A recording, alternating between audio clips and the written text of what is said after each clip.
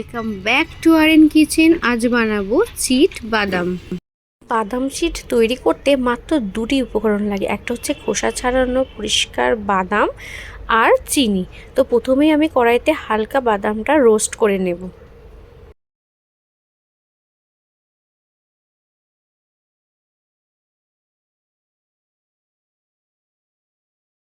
বাদাম রোস্ট হয়ে গেছে, তো আমি বাদামটা এবার নামিয়ে নিলাম। কড়াই হালকা গরম করে তার মধ্যে চিনিটা ঢেলে দিলাম, দিয়ে হালকা নাড়াচাড়া করে দেবো। চিনিটা আপনা আপনি গলতে শুরু করবে। চিনিটা গলতে গলতে কিন্তু অনেকটাই ক্যারামেল হয়ে গেছে। চিনিটা ক্যারামেলাইজ করার সময় কিন্তু আমি হিটটা একদম লো ফ্লেমে রেখেছি। চিনিটা পুরোপুরি ক্যারামেলাইজ হয়ে গেছে, এরপর আমি রোস্ট করা বাদামটা এর মধ্যে দিয়ে দিলাম।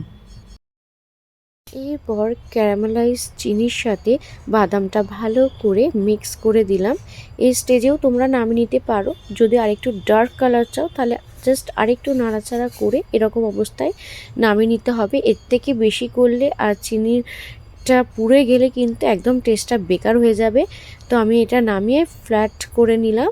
তো এটার শেপ কিন্তু শক্ত হয়ে গেলে আর কাটতে পারবে না, তাই নরম অবস্থাতেই আমি কেটে নিয়েছি।